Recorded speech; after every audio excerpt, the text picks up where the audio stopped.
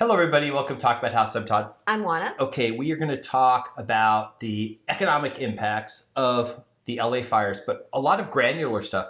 So what we're going to do is we're going to talk about the economic stuff you may not have thought of and how this is going to probably affect the economy for a long time in that area. And this is just general. It has something to do with real estate, something just to do with economics.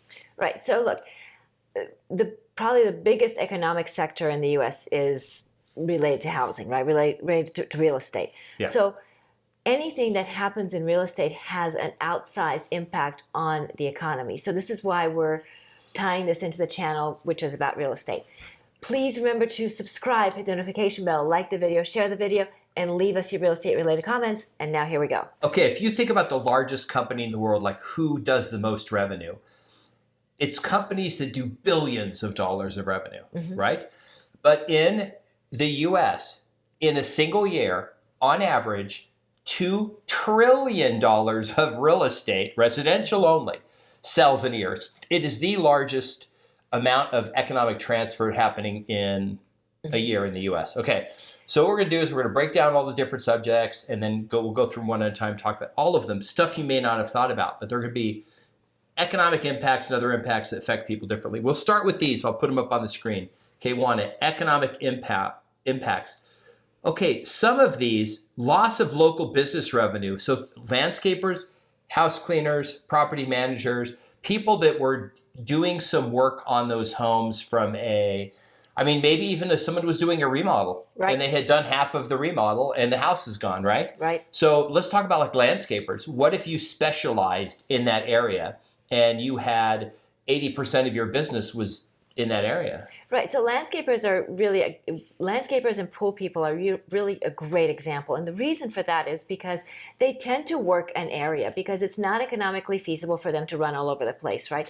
There's an economic cost for travel. So they tend to group their business in geographic areas. So chances are that in these geographic areas, there's a limited number of vendors that service these homes between pool people and landscape people and maintenance people and housekeepers and anybody having to do with these people's homes. There's a limited number of people that are impacted by this. Now, what does that mean? Well, these people don't necessarily live here, right? They probably live in other areas. Well, they have to pay rent. They have to pay, for food, for everything else having to do with their lives. And because the bulk of their business was in this geographic area, they're basically wiped out. Also, the businesses in that area. So imagine this. You live in Santa Monica and you're like, oh my gosh, I'm so happy my house didn't burn down. But the job you go to, law firm, public school, whatever, is gone. The building's gone. And who knows what the school's probably not just going to say, well, just go to this other school. You may not be able to get employment right away. You may not be a government job where you have benefits. Your employer may just say, hey, your job's gone for now. We were having to figure other stuff out. So those are some other things to be economic impacts, right? Right.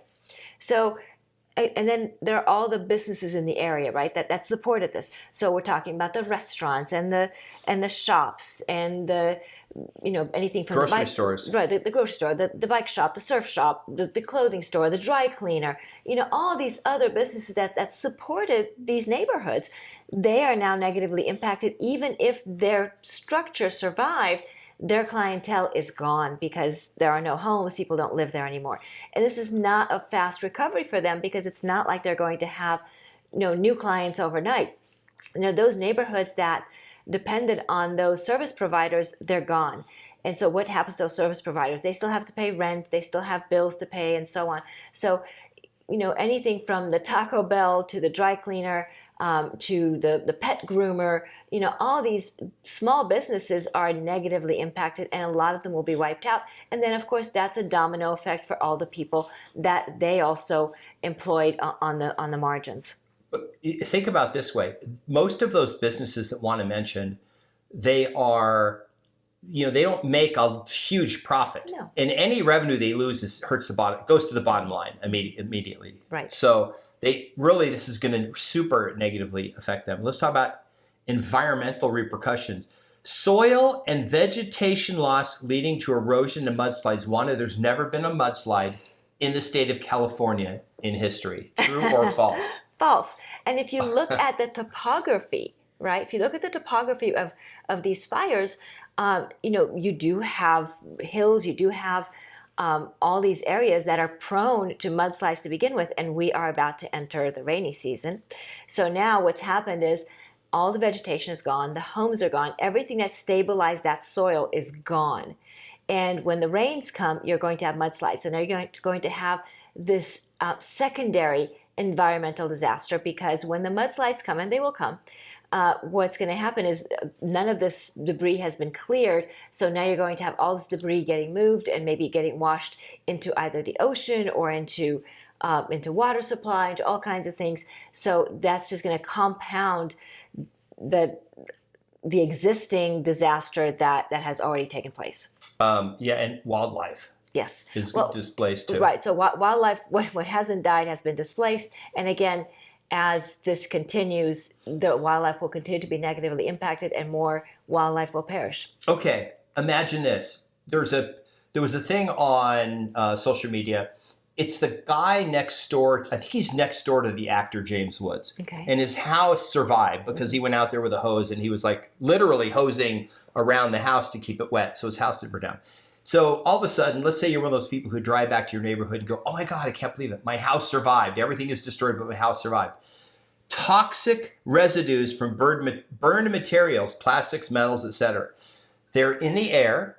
They're in the ground. Anytime, imagine this, you're in your house and the city shows up and says, hey, we need you to leave for the next 3 years. Well, why? There's nothing wrong with my house. Well, we're going to go through the neighborhood. We've got to remove a bunch of soil. There's going to be all this stuff in the air, and it's going to be, you can't live here. Like this area is a no living zone because of what it's going to take to remove it. Right. So, is there insurance for that? No. Yeah, your insurance probably doesn't cover. Yeah, it might cover that. I doubt it, though. Yeah, I highly doubt it. I doubt it. And even aside from that, the people whose homes did survive, they have all kinds of smoke damage and that sort of thing. So their homes are damaged too. A home doesn't have to be burned to the ground to sustain severe damage and make it unlivable. Respiratory illnesses. Right. And mental health challenges. People are going to have PTSD. I mean, one of the most difficult things you can do there's like 5 things they say that are the hardest things in your life, like getting married, close relative dying, getting a divorce, losing your job, and buying or selling a home. Like the process of moving is really difficult. You don't even have a choice in the matter. This was not your choice. Home is gone. And that's going to negatively affect a bunch of people. Right. So it's not just the 4 walls that are gone. We talked about this before. It's those family pictures, those family heirlooms. It's the pieces that make up your life. And that's what's so tragic. It's because, homes can be replaced, but our memories can't. And it's things like that. For example, maybe people keep their kids' baby teeth, just things like that people keep that are so important to them. The little booties, the christening gown that 5 generations have been christened in, things like that just can't be replaced. I was christened in the Catholic Church at baptism, and my son wore the same baptismal that I wore. And now it's like 60 years old, but still got the damn thing. Right. Okay. Rebuilding and recovery challenges. Let's say you're super rich and you just had the best lot and you had a view of the ocean and you're like, you know what? I'm so rich. I'm going to call my buddy. My best friend's an architect. He's going to redesign a really nice house. And then my other best friend's a construction guy, contractor. He's going to rebuild the house. I'm just going to use money to push through and get this done. There's a lot of things. Let's talk about building permits. Let's talk about material shortages. And what about the utilities in that area? So the hope is that, okay, and I know I shouldn't use that word, but the hope is that the governing entities in the area will take a look at this and use this as an opportunity to do things right. So that means setting up the infrastructure properly, means maybe redoing the water lines and the power lines and things like that, so that there is water in the fire hydrants going forward, so that the power is reliable, less brownouts, and maybe not prone to having power lines spark fires and things like that. It's all kinds of things like that. So the hope is the infrastructure will be redone and be used as an opportunity. But in the really immediate time frame, because of the nature of these fires, the area is extremely toxic, and just the clearing is going to take a really long time because there's going to be hazardous materials. People have to get special permits in order to work there. You can't just have a million dump trucks coming and going. These streets are residential streets. There's just not enough room for that. So all of that's going to take a lot of coordination. It's going to take a lot of planning, and all of that takes time. So even if you want to throw money at the problem, it's still going to take an inordinate amount of time just to clear the land, just to prepare the land in order for you to rebuild. Okay, now we're going to talk about some social and community dynamics. Communities are formed because people gather. They have a lot of communities have like their own identity and everything. This is going to mess that up because a lot of these people are just going to go wherever they can. And when that community gets rebuilt, it won't have the same. It won't be the same as it was before. No, it won't. So first of all, of course, those super expensive lots. Some of those will actually be combined. Okay. So you're going to have less density. Why will they do that? So they will be combined because not everyone will want to rebuild. So some people will choose to sell their lots. So maybe their neighbor will buy their lot, and now those lots will be combined. So you'll have less density. We've actually seen that. I had a listing in Vegas in a luxury guard-gated neighborhood. And the guy wanted to buy the lot, lived behind it. And he goes, I just don't want anyone to build there. Right. I have a view. It's an empty lot. I want to leave it that way. Right. I just want to buy the lot and leave it empty. Right. So you'll have less density. So the super premium lots, those will have probably less density. And then there will probably be some zoning changes and that sort of thing, maybe for fire breaks and that kind of thing. And then you're going to have the homes that maybe weren't the super, super expensive homes. And those communities, those will be really interesting. If I were to take a crystal ball out, I would say that those communities maybe will not get rebuilt as single-family homes. I think that they're going to maybe get rebuilt as condos. Now, the reason for that is because land is expensive. And again, people are going to come through and buy some of those lots, and they're not. It makes more economic sense to build condos than it does single-family homes because you can sell a condo for almost as much as you would sell a single-family home, but you can put more condos on the same piece of land, so that makes economic sense. Also, the zoning people are going to maybe look at that and say, hey, you know what? We're short homes, particularly since we have less density over here where these premium lots have now combined. So we have less available space for homes. So maybe if we zone this multifamily so we can put condos there, maybe that's a better way to approach it. So I think you're going to see the community be rebuilt, but it will not be a copycat of the community that was before. I think it will be substantially different. Let's talk about the equity issues with rebuilding, with wealthier people, more expensive homes, maybe, getting their home built before somebody who's like a smaller home, doesn't have as much money. Why would that happen? Well, so, we're talking about economic incentives, right? So if somebody is willing to pay, let's say, $1,000 a square foot to rebuild versus somebody who's willing to pay, let's say, $400 a square foot to rebuild, hello. I'm going to go with the guy who's going to pay me $1,000 a square foot to rebuild. That makes a lot more sense. Okay. And remember, part of that cost is in the finishes, right? Because obviously a home that is a smaller home, it's a more modest home, it's not going to have the same finishes as a luxury home. So those finishes make a big difference. They also will employ more people, right? Because a home that is a more luxurious home will employ a greater variety of trades. It'll have a lot more people working on it because there's a lot more going on. So all of those are economic incentives to build the more expensive home before you build more modest homes. Let's talk about some of the long-term changes here. There's a list: stricter fire mitigation policies and urban planning shifts. So what if the government says, hey, we're going to, every third street of houses, we're going to remove those, we're going to condemn that land. You're not going to go back to it. We're going to make it a fire break. So if this ever happens again, maybe it stops, and we're just put like something that won't burn there. I don't know, make it a landscape, desert landscaping or something. Right. Or some other thing making it, like you said, less dense, but how that you're basically, remember California, LA is a basin basically, but then it's surrounded by mountains on like half of it, and the other half is an ocean. So you can't build on the mountain, you can't build the ocean. You got to go over mountains, and you got to get really far away.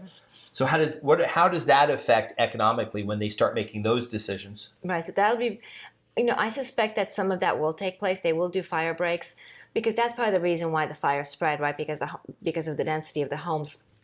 Had they kind of made a hard line and said, hey, you know what, we're going to demolish like, three blocks of homes and create a fire break, and that'll save other homes, perhaps the fire would not have spread. They certainly did that in San Francisco with the 1906 earthquake, where they, and the ensuing fire, that they went ahead and they absolutely cleared completely whole blocks in order to create a fire break. So they could have done that here, that they didn't. But I think that they may choose to do something now going forward where they're not having to actually demolish homes, but they will simply, to your point, they will take over land and say, we are going to create an open space where it's a public space. It's not a safe space, it's an open space. It's an open space, a public space. And maybe, they'll put parks or whatever. But all of that will help with creating these natural fire breaks. So that would be a good thing. And then there is some land they could build on. Does this affect how they maybe build on that land? I mean, because here's the thing. Historically, this was not that horrific. No. I mean, Chicago burned down. Right. Like the city burned down. The whole thing was gone, right? Right. Throughout history, I mean, numerous times, I think Tokyo is one of the ones. Like the Tokyo Palace burned down about every 50 years. Like for 1,000 years, the Palace of Tokyo burned down. So if you ever go to Tokyo and you go see the old wooden palaces, it's probably not that old. It was either, if it wasn't destroyed in World War II, it was 50 years before that it burned down.